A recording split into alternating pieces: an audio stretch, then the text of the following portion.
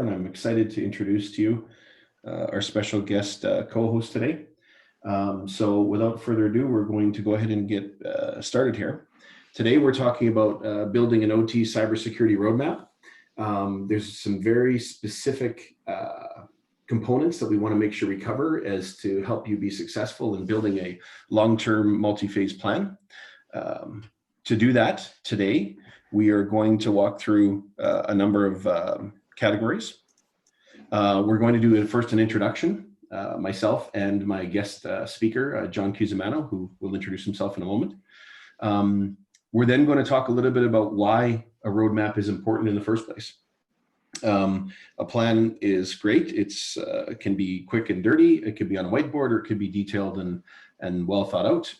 It depends on what level of ambition you have, but we're going to talk about the different components of how you would be successful at that, and what the sort of pros and cons are of different considerations when first standing it up and then eventually executing on it. My colleague John Cusimano will walk through current approaches and what he sees in the market, as a trusted expert and advisor to many large organizations around the world. He's seen a lot of things that work and don't, and wants to share some of those findings with you. He'll also walk us through what his requirements are for risk assessment. Now, risk assessment is very closely tied to a roadmap, because a roadmap is intended to help you build a more secure environment, and identifying and prioritizing those risks is a key component to the decisions and the stages in a roadmap. He'll then pivot into what the fundamentals would be once you have your risk at your fingertips for a roadmap, at which point he will throw it back to me, and I will walk through a little bit about what roles various products and technologies can help in both building a roadmap, but also in helping you to execute against it. And there's some very interesting considerations that you may want to take while considering how to first proceed from first step through to actually planning and eventually execution.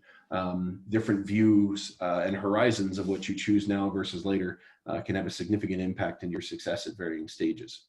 We then have a few key takeaways or conclusions, and at the end we will wrap up with some Q&A. We do have some pre-submitted questions from some of the registrants, which we'll definitely try to get to. And of course, as we're going through, if anybody had any questions, there is a question and answer section. So as you see things that are of interest, please feel free to log them there, and we'll do our best to get to them. If for some reason we run out of time, we will follow up with everybody as to what was asked and formal responses, as well as a link to the recording of the session if you wanted to share with colleagues or weren't able to necessarily stay the whole time. So with that being said, I'd like to introduce our guest speaker, Mr. John Cusimano. I will let him introduce himself and his organization, since I can't do justice for the lengthy capabilities he has, but we're very pleased to have you with us, John, and appreciate you contributing your time. Would you please take a moment and introduce yourself to our audience today? Yeah, absolutely. Thank you, Rick. Yes, this is John Cusimano. I'm with aeSolutions. We're a consulting and engineering services firm. We've been around for a little over 20 years, and we specialize in the fields of process safety, process control, and industrial cybersecurity. So we have a variety of consulting and engineering services all around those primary disciplines of process control, process safety, and industrial cybersecurity. And I run the division for industrial cybersecurity. My background is I'm an automation process control engineer with also a background in functional safety, and I've been deeply involved in the field of industrial cybersecurity now for about 12 years. In a number of different roles, and supporting a number of different organizations as well. So I work pretty closely with the ISA 62443, better known as the ISA 99 committee. And I've been chairing the working group 4, task group 3, that developed the 3-2 standard on security risk assessment and design. And I've also been involved in developing and instructing courses for both ISA and more recently for SANS. Thanks, John. Certainly John knows his way around this space, and we're quite excited to have him and his content to share with you today.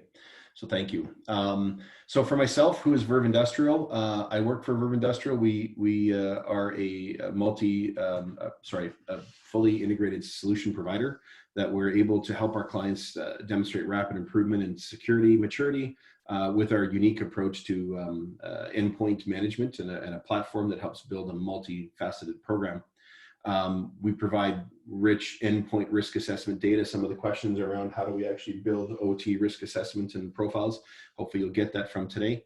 The use of our particular technology and the approach we've done to this market help not only speed your maturity level, but help you actually take remediation. And all of our solutions and approaches have been vetted thoroughly in the OT space. We have been in the market for over 25 years with a collection of vendor agnostic ICS experts, and our solutions have been safely operating in OT environments for at least a decade of those 25 years. Myself personally, I'm the VP of Solutions here at Verve Industrial. I get to work with clients of all shapes and sizes to build an appropriate, scalable, cost-effective solution through a combination of upfront work design, our platform potentially helping to power the solution, and then managed services and regular tuning and revisiting over time, because as we all know, security is a program.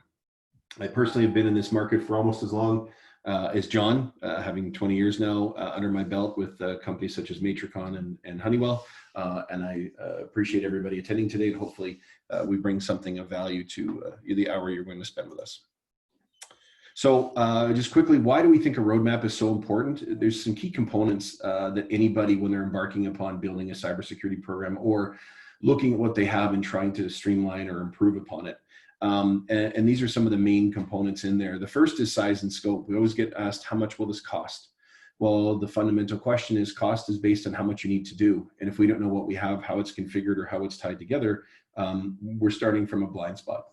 So one of the first and most fundamental aspects or outputs of a roadmap is understanding just how big the task is. And that's a key component that many people aren't able to get their heads around just because they don't have the data at their fingertips. The second is that an OT environment is non-homogeneous, right? And this means a couple of different things. This means that, traditional approach to any, technical environment is usually that we're assuming there's some level of, consistency in the platforms and how they're configured or what they're using. But as we know in OT, there's a huge range and disparity of asset classification, vintage, legacy, configuration, proprietary nature of software and hardware. So your solutions invariably need to be very agile and adapt to understanding different areas. We work with clients to deploy whitelisting as a service, for example, and we run up against old enough systems that they don't take the whitelisting agent. So when you're planning to deploy something like an anti-malware tool, what exactly are you deploying it against and how? There's also the third point is, once you run into those different areas, not all assets in OT can be treated directly, like with patching or scan-based vulnerability tools. And you always need to have a plan B, and often, many cases, a plan C, because your initial intent to patch, to lock down, to harden, what have you, can't always happen. And so having the ability to look at your primary objective of risk reduction, and then look at all your different levers and components that allow you to reduce risk through compensating controls or other options, are a key component. And finally, carried in both of those is the idea that not all OT assets are created equal. One of the things that many organizations need to make sure they understand and properly address and catalog is that a redundant supporting system, for example, a client that has a coal-fired generation facility, they've got a conveyor belt to bring the coal to the crusher. If the conveyor belt breaks or the control does, they've still got a front-end loader they can dump buckets of coal into the crusher manually. Those assets are important, but not crippling if they go away. The converse is also true. A refining organization, a lab and information management system, contains key information that drives market blending, process, runtime, you name it. Those could go away, or safety systems, and they are going to get a different level of protection when you're planning incident response, backup, restoration points, et cetera. So understanding the depth and complexity of the environment is a critical aspect to making intelligent and useful decisions for effective solutions. And then finally, the volume of work. It is invariably consistent that we find tens and thousands of risks or patches and vulnerabilities and different weird and wonderful configurations, network architectures, you name it. Trying to boil the ocean and do this all at once is not necessarily feasible. So understanding what your long game is, or knowing what done looks like, is a key component to helping build reasonable stages of a roadmap in bite-sized and manageable chunks. But also knowing where you're trying to get to means that your upfront decisions, say around inventory, which we'll get into a little bit later, can be better informed and therefore serve multiple functions over multiple phases if you understand the long game. So those are the main components about why we think it's important. And now we're going to dig in a little bit to some of the underlying components, like we outlined, that make success in this endeavor assured for our clients. So John, this is where I throw it to you, and walk us through a bit of your content, please. Yeah, thanks, Rick. So at aeSolutions, we work with a lot of clients, typically large multinational companies, that are looking for help with their entire programs, establishing an OT or ICS cybersecurity program, developing and implementing a roadmap. And so over the years, we've seen a variety of different approaches. Of course, we try to steer our clients in a particular direction, but just to talk in generally, what we've seen is three main approaches. One is more of an ad hoc approach. Another is a gap-based approach. And the third is what we would call a risk or consequence-based approach.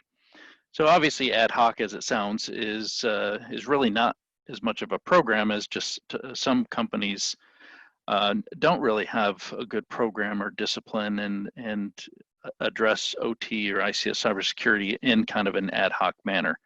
And that's usually where we try to, when we do and get engaged with companies like that, we try to help steer them to a more disciplined approach to building out a program and making decisions about how to spend their resources and how to move their program forward.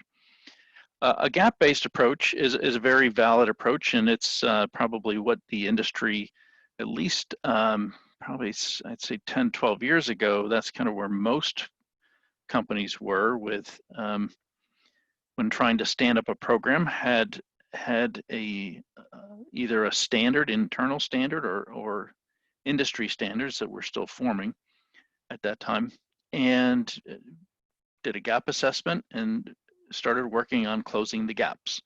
And there's, as I said, there's nothing wrong with that approach. It's particularly a useful approach if you have a mature standard and you are certain that that is what you want to comply with across the board 100%, then that is a good approach.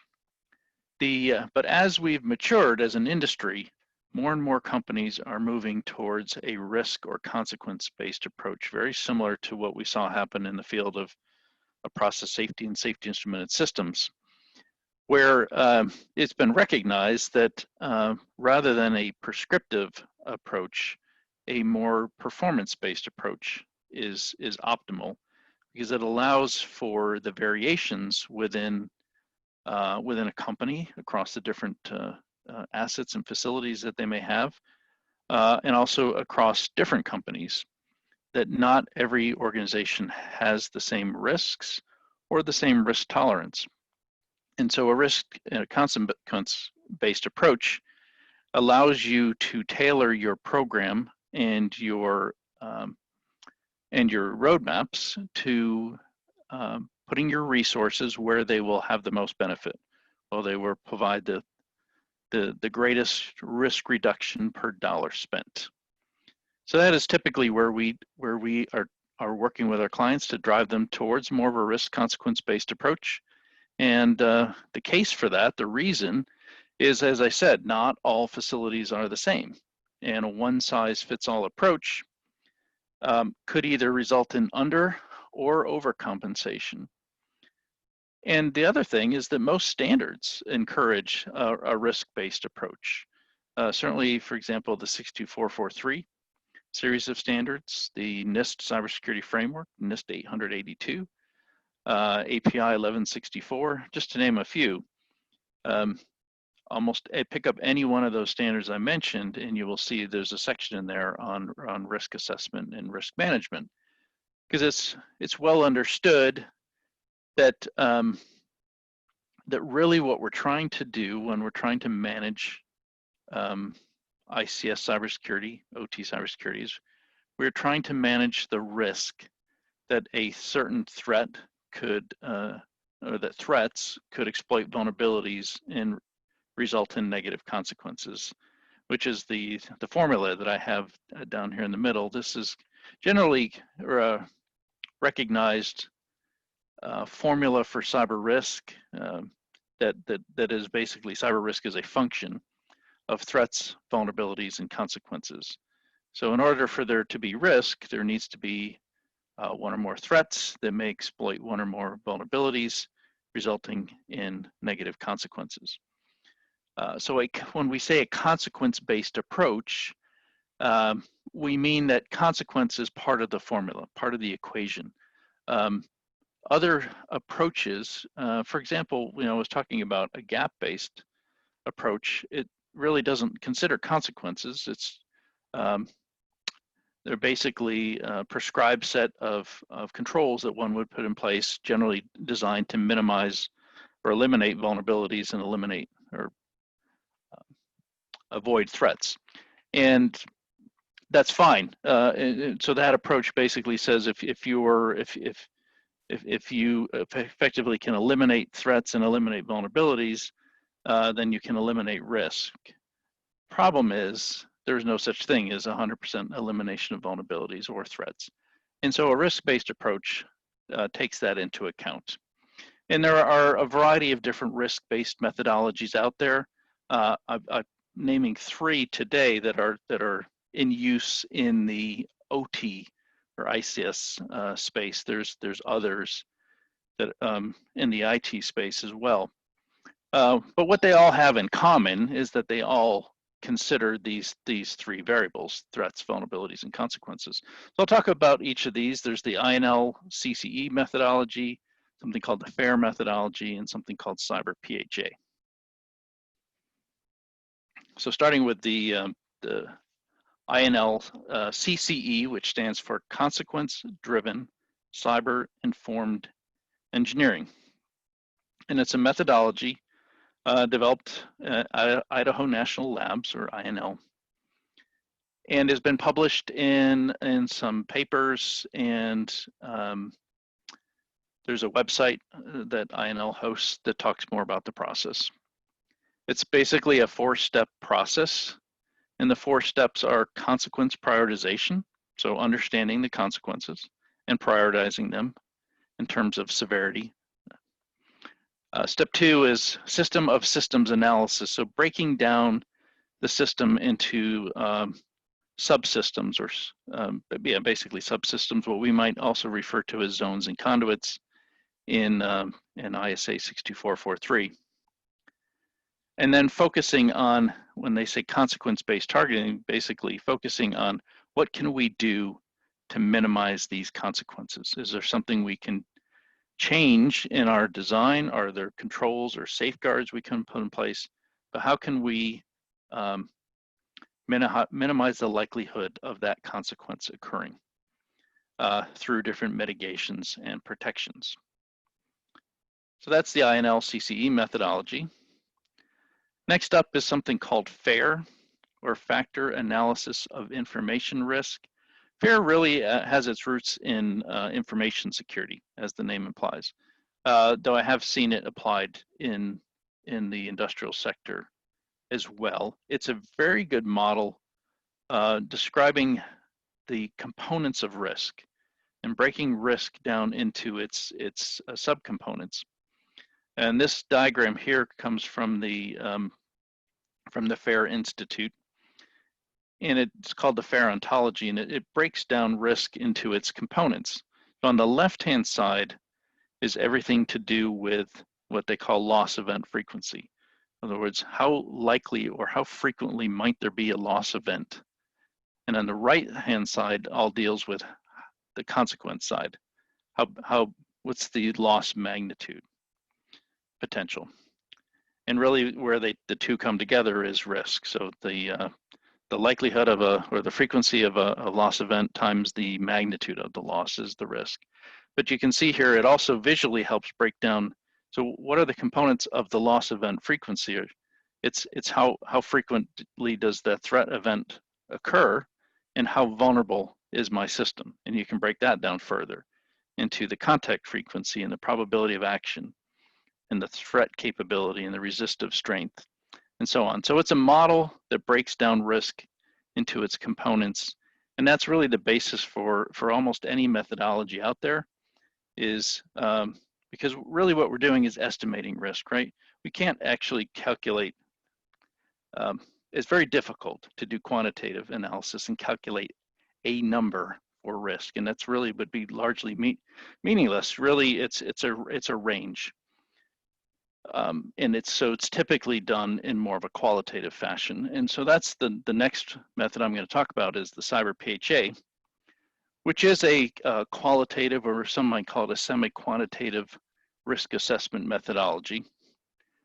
The name CyberPHA comes from the well-known process hazard analysis, or PHA methodology, that's been in use in process safety management for 20 or more years. So what CyberPHA does is it kind of builds on that well-known, well-understood discipline of process hazard analysis, also known as HAZOP or LOPA, and builds on that with using a methodology that's very familiar to industrial operators. If you could go back, yeah, please. Excuse me. And it builds on that, but instead of, but it focuses on the cyber components. In other words, what are the cyber threats and vulnerabilities that could possibly lead to an unsafe or an unwanted condition in the system. So it is systematic. It does follow the CCE basic methodology. It's based on the 62443 ISA IEC 62443 standards. It does leverage that safety information, and a really great thing about it is that it integrates multiple engineering disciplines. The process safety, industrial automation, industrial IT, cybersecurity folks typically will work together, and ultimately what will come out of this is a risk ranked roadmap. Next slide. So dig one step deeper into the CyberPHA methodology, because this is the methodology that we apply most often with our clients. It walking through this, it's an entire end-to-end process, starting with documenting if it's an assessment of an existing system, it's documenting the existing system, or if it's a greenfield system, it would be documenting the new system design. But key pieces of information that are needed to analyze any system and to assess is, first, you need to understand the asset inventory. What are the devices and components that make up the system? And of course, how are they architected? How are they networked together, and how does data move between these devices? So that's the first step, documenting the system. And Rick's going to talk more about how tools can be used to help gather and automate some of that work. The next step in the process is to understand the vulnerabilities in those same endpoints, the networks, the assets, the endpoint physical devices, physical security, and also policies and procedures and how they are being applied organizationally. Again, tools and other services can be used to pull that information together. Third step in the process is to then partition the system into what ISA calls zones and conduits, what CCE calls system of systems, what NERC-CIP calls ESPs. Same idea, generally, those break the system down into units that can be assessed. And there's a whole bunch of information in 62443 about how to do that. And then catalog the vulnerabilities that have been discovered by zone, so that when looking at a particular zone, you would have all the information about the zone and the assets within the zone and the perimeters, and also any known vulnerabilities within the zone or the assets within the zone. All three of those steps on the left really lead to the core of the process, which is the risk assessment workshop. The little box at the top is talking about how, coming into the workshop, If this is a PSM regulated process, if it's a safety process, then there might be a PHA that would have been performed prior to this. And so we can do a security PHA review to gather that information, understand what where cyber threats and cyber vulnerabilities could lead to risk events. So in the risk assessment workshop, it's all about identifying the consequences, the threat scenarios, or what some might call the kill chain, existing safeguards and existing countermeasures that can prevent those unwanted conditions, and ultimately determining the risk using a risk matrix. And then last but not least, and really what we're talking about today, is roadmap planning. So once you've done all that homework, now you're ready to sit down and develop a roadmap. You understand your system, you understand your vulnerabilities, you understand your risks. So fundamentally, building a roadmap is all about documenting how we're going to get from the current state to a future state. Who is going to do that? Who are the people and organizations that are responsible? What are the steps they're going to take in order to get there? We always recommend considering applying something called the PDCA model, plan, do, check, adjust, to help make sure that you cover all of the steps. Where does this roadmap apply? Is it to a particular site? Is it to a business unit? Is it to the entire enterprise? Why? What's the business justification? And what's the risk and reward for doing these things? And what are the compliance measures you're trying to achieve? When, of course, what is the timing? Typically done in phases, but is it 1 year, 2 years, 3 years, 5 years, for example? And of course, what management always wants to know is how much. How much is it going to cost, and how long is it going to take? So those are the fundamentals. Those things should be answered in the roadmap. There's lots of different ways to visualize a roadmap. I just picked one here as an example from a template that we frequently use. And what you'll see here, of course, it's a little bit hard to see, and that's kind of deliberate because I didn't want to get into necessarily the details of it. I wanted to show more of the construct. That you have on your left-hand side, you have your program goals, and those are the rows. Each goal is aligned back to, in this case, we tied it back to the NIST framework, what category, or function and subcategory it ties to. And then the risk reduction. So how much risk reduction, tying back to the risk assessment, how much risk reduction will be achieved by applying, by implementing this roadmap item.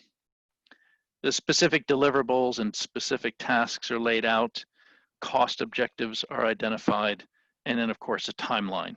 And that's what really the Gantt chart part on the right is all about, is the timeline, and with a little bit of information as to who organizationally is responsible for implementing that.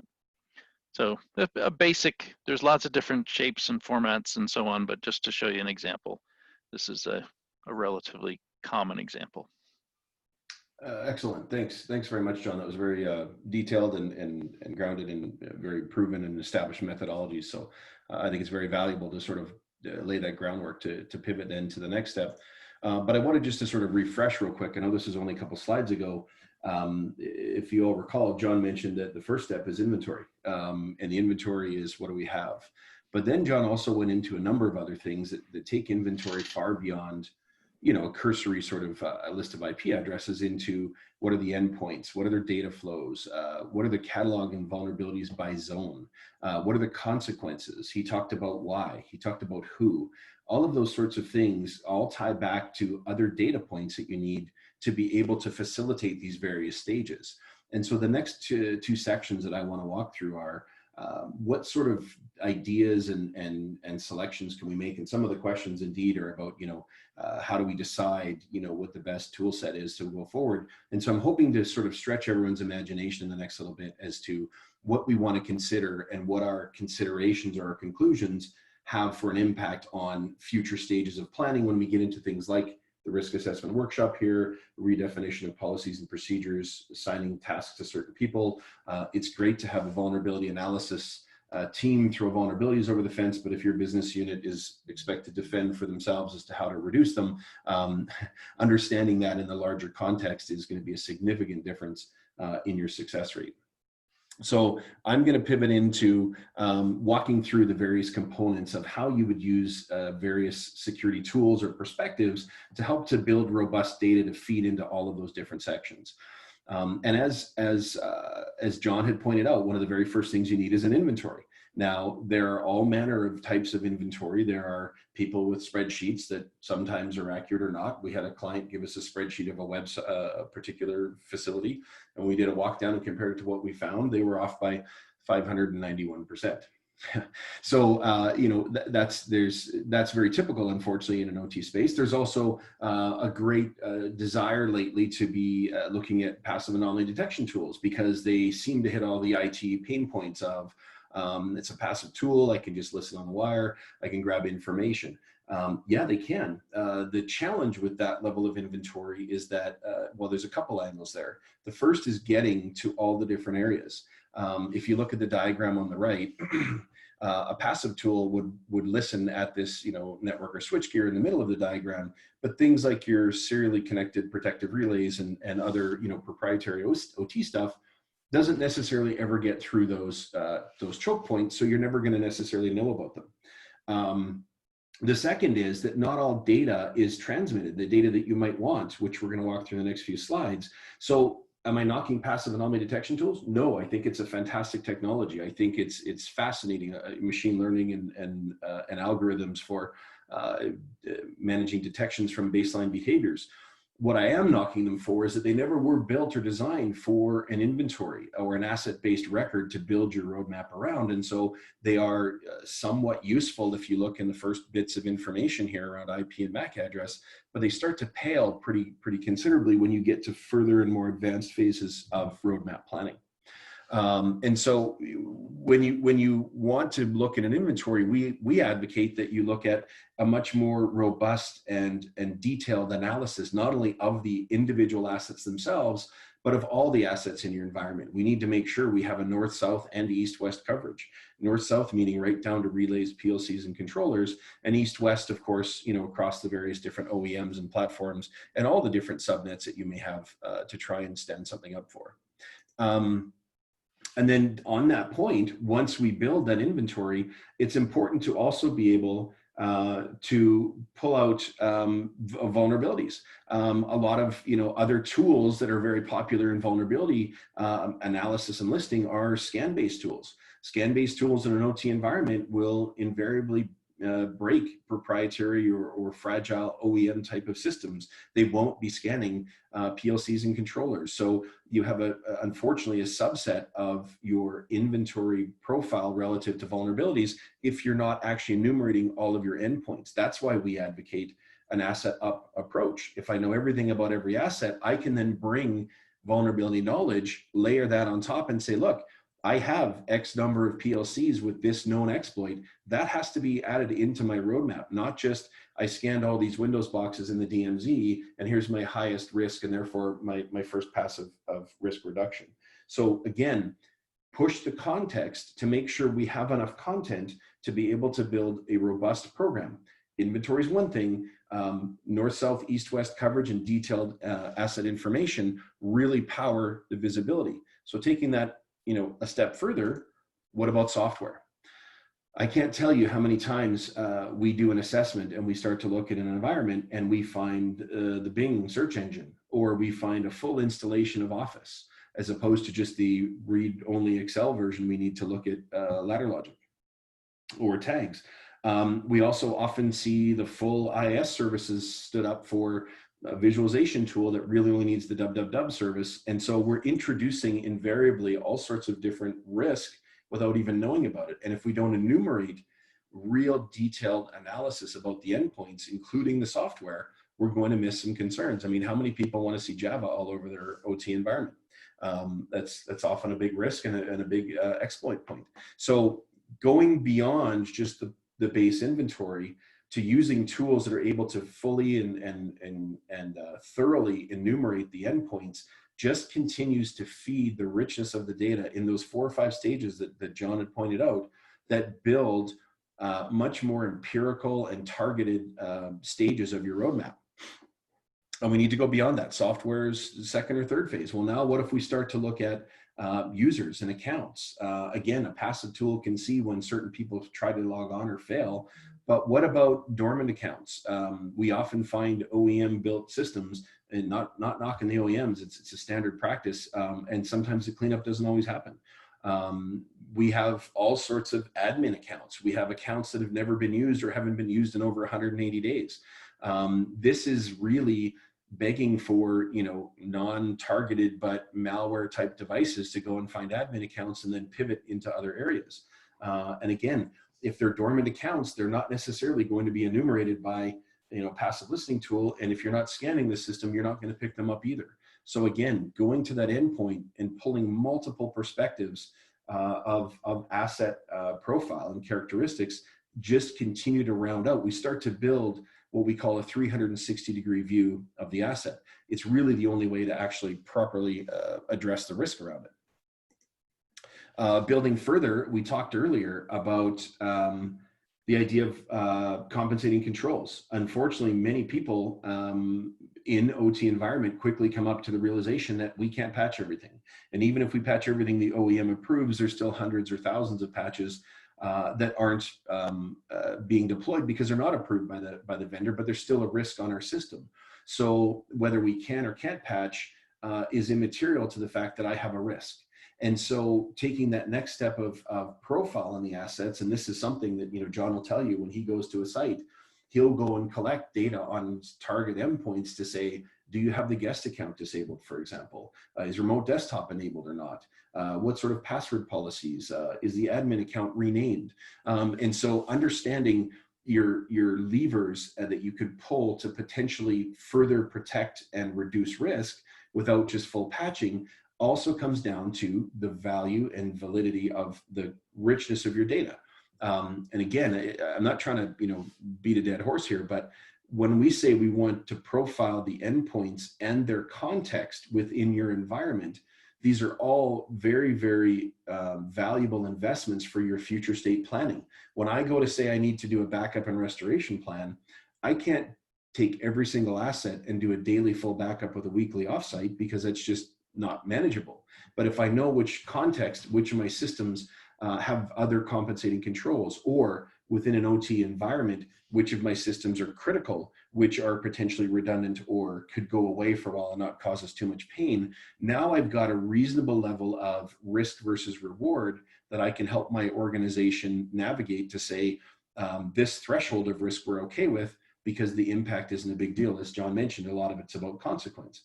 But you can't actually have a reasonable and defendable position. The question John had asked is why? Why are we doing this? Conversely, why would we not do this? It's the ability for you to defend that by saying, I've got these other controls, or I've got these constraints, but here's what I've done instead. So building this very, very rich multi-aspect perspective is very, very valuable. And then I just mentioned a moment ago, we could also talk OT criticality or OT context. Here's a perfect example, in my opinion, of how you would take what is otherwise a raw individual tool like whitelisting and say, we've got whitelisting, it's deployed everywhere, we think it's doing well. Well, within the OT context, understanding the efficiency or the efficacy of that control is, I think, dependent upon the type of asset you're talking to. And so what I'm looking at here, when we build and advocate for, you know, security tools and why we take the approach we do, is we build the inventory itself. We then help you, the operator, to pull operator context into that inventory and append it to the asset record. And then we bring in those third-party markers, like the vulnerabilities, like your third-party tools. And the solution or the result here is that we can see, for example, if I'm building a roadmap and I were to be given this bit of information, we can see along the x-axis here that the impact of the different assets that we've categorized in our OT environment. And we can see on the y-axis what level of control this particular whitelisting tool has. And you can quickly see that if I look here on the corresponding correlation between high impact assets and disabled, I have 19 high impact assets, things that could bring me to my knees from an operational or safety perspective, that don't have this particular compensating control.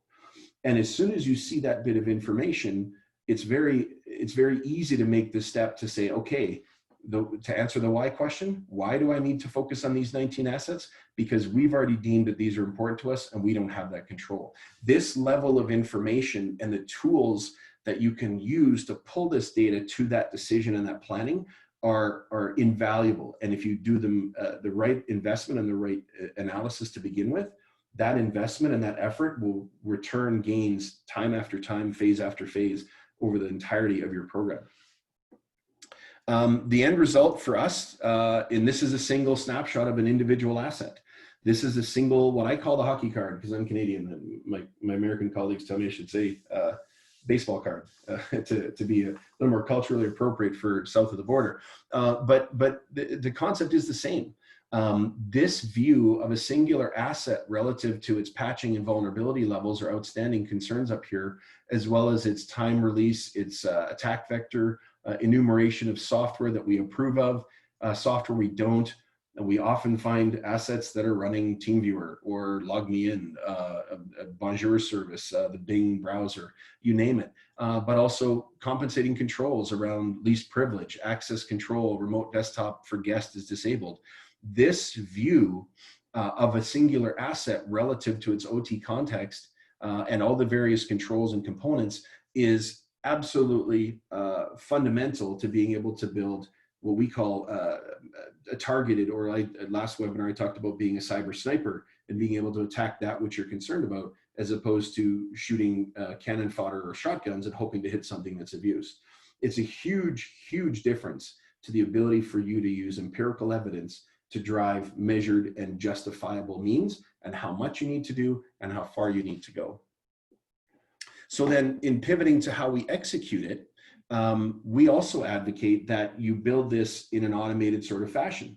What we mean by that is if you take asset information, both OS-based and non-OS-based, and you regularly pull that into your inventory database, as well as those third-party markers, whether that's the metadata, the whitelisting status, the backup status, or the vulnerability data, all of those components help derive a reporting or a visibility that lets you then come back in and take action where you need to, again, from a sniper perspective. But in that ecosystem, you not only are getting visibility as to where you are today, if you had this sort of automated view, you'd be able to see over time as you grow and improve, but also as new risks pop up, how that adjusts your overall security profile.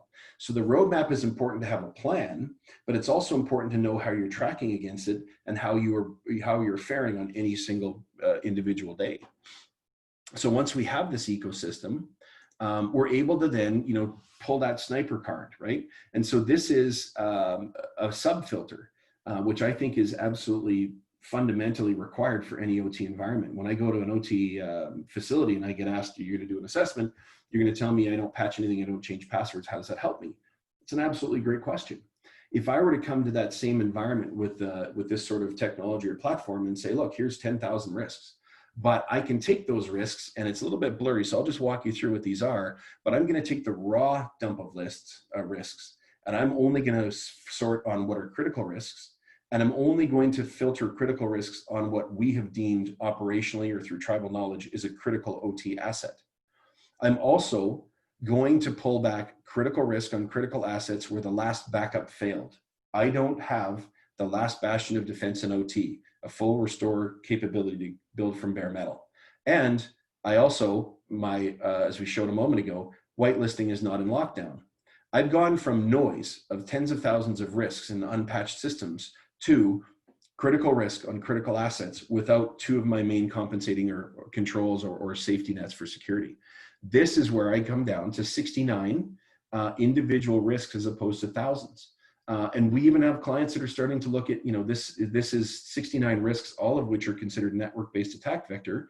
Well, if you built your architecture appropriately according to ISA 99 and zones and conduits, maybe network-based attack vectors for all of the assets that are in zone 2 as opposed to zone 3 would be reduced in priority, so that the 69 becomes 20 or 25 that are in zone 3 and closer to what is often considered untrusted or less safe DMZs or business networks. You can continue to provide context, that not only allows you to have maximum impact and risk reduction, but gives you the justification and the empirical evidence to defend, to John's point, the why, how much, and when. Now, if we take those two components, an ecosystem with the ability to filter and actually apply context, and then we want to switch to something that allows us to take action. One of the biggest risks for roadmaps is not designing or assigning appropriate OT safe tool sets. One of the things that we advocate is the ability to have, especially looking at today with respect to COVID, but in the future general trends with reduced skill sets and headcounts, the ability for a small team in that reporting ecosystem to be able to look at multiple assets or even multiple sites. That allows for a smaller, centralized, specialized team to gain economies of scale for our clients to research once what we do with the Blue Keep patch, for example, and share that across multiple locations. So data comes up to empower a small team of capabilities, but then the actions come down. So once we've identified an action, we need to install or uninstall software, disable some accounts, harden some systems. We push the actions down, but because we're OT, we allow for the last mile execution to actually be run, executed, verified, or disabled by boots on the ground plant staff. We did this recently. If you heard, if we were last webinar or any of our case studies, had a client had to remove a particular foreign built software. They identified 147 instances at 6 locations. They sent a command to all 147 because they had this real-time inventory and rich OT asset context. They were able to send a list of the assets to each site with that asset's location, its owner, its criticality, which unit, which rack room. And the OT representative at each site was able to go to the console and either accept or deny that command to be able to have that last mile oversight. And we went from not understanding what the scope of this request was to remove software to being able to very targeted fashion, sniper rifle style, to hit exactly 147 of them with last mile OT oversight and verify the removal, thereby updating our status in our dashboards in 90 minutes. Typical environment, I've got some friends on this call that have struggled through this when Blue Keep came out. A typical deployment of here's a risk, how do we run with it? Takes days and weeks and distracts their otherwise fully engaged engineers with running around with CDs and trying to uninstall or apply patches. So the scalability, the pivot from understanding and targeting to being able to actually safely take action is the next step in the evolution of building a roadmap through into executing it. Now, the other thing that many organizations are starting to do is wanting to build that in scale. If that one small team can manage one little territory or 2 or 3 sites or multiple units at a large site, could a similar team also then scale to a larger deployment? We have many clients are starting to build into this scenario where a small centralized team is managing, in some cases, multiple sites within a single business unit, and in other cases, multiple business units with multiple sites within them. And so as you build your roadmap, you need to also consider, what does your topology look like? What is, when I said earlier, what does done look like? If today our objective is this particular flagship site, what happens when we want to go and pivot to do the other sites? We've seen that through NERC-CIP, a lot of higher and medium impact facilities or larger facilities. We see that in non-regulated environments where for manufacturing, what your most important product line is. If you're in pipelines or transmission, your most important, substations, protective relay centers, et cetera. Which pipeline makes the company the most money and which one can be deferred. But understanding that eventually you're going to want to have all the pipelines, all of the manufacturing facilities, all the different production lines built into a similar fashion, building towards that, future state far beyond just, okay, get me an inventory and start doing some patching. It's a very different horizon or view. We call it a portfolio of initiatives, but those initiatives need to include what your future state a year or 2 or 3 out might look like. And the most important thing potentially for any sort of execution is the ability to measure. So here we've got a sample of various different components. And as we talked earlier, you can't always patch everything, right? And this organization had a certain level of threshold by which, okay, well, as long as the vendor ones are done, we're going to set our flag here for context that matches our environment.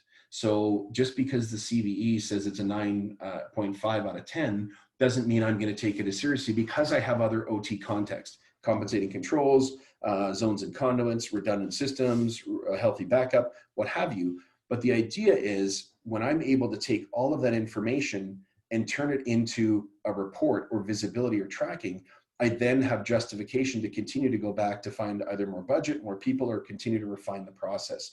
So we go from first understanding everything, starting to direct it, OT safe execution, scalability, and now measurement. And this is how we start to build from a potentially difficult starting point, we don't know what we don't have or how it's configured, into now executing, but also measuring and justifying what we've done and how we've done it.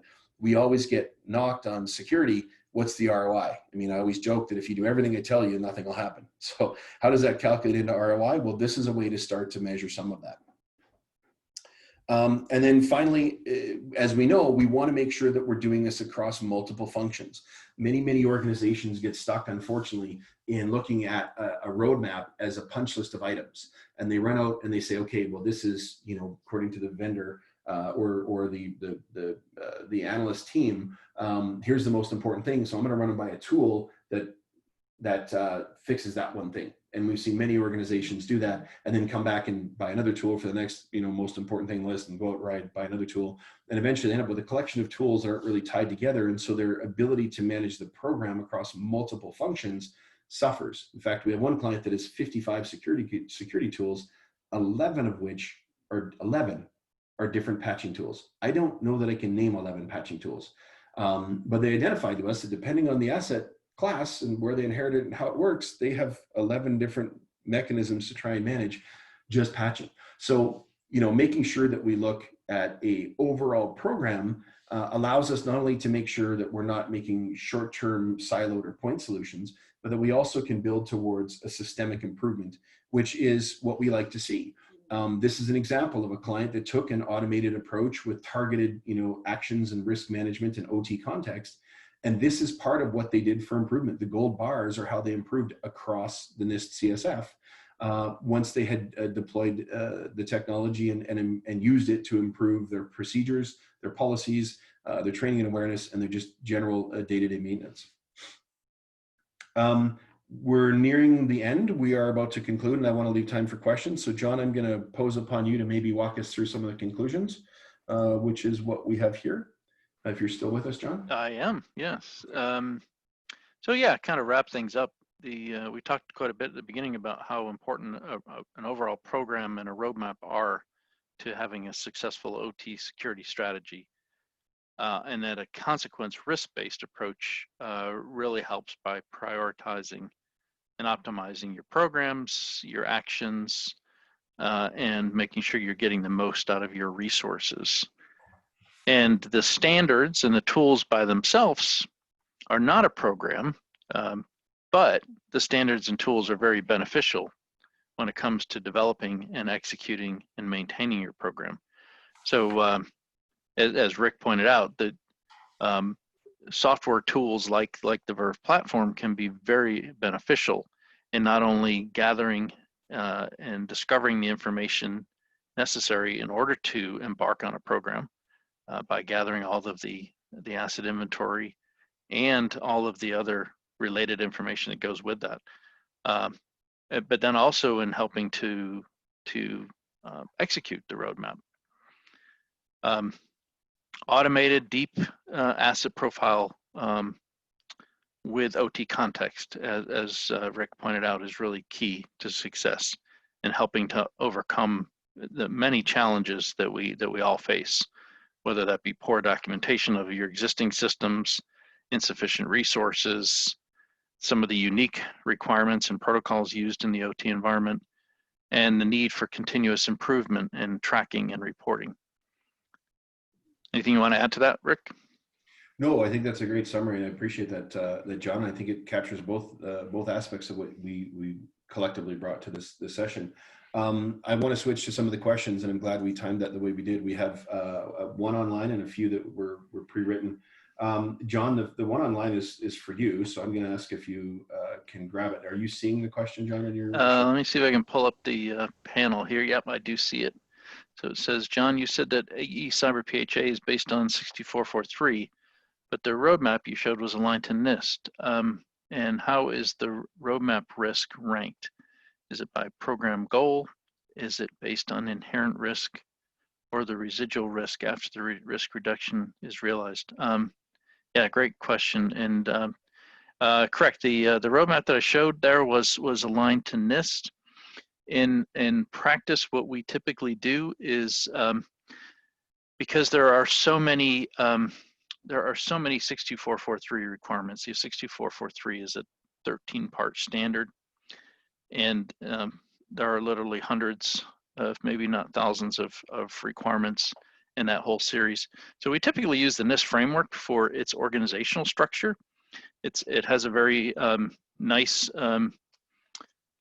compact structure, 5 functions, then broken into categories and subcategories. And so we typically, particularly for US based organizations, we typically try to use the NIST framework for that organizational structure.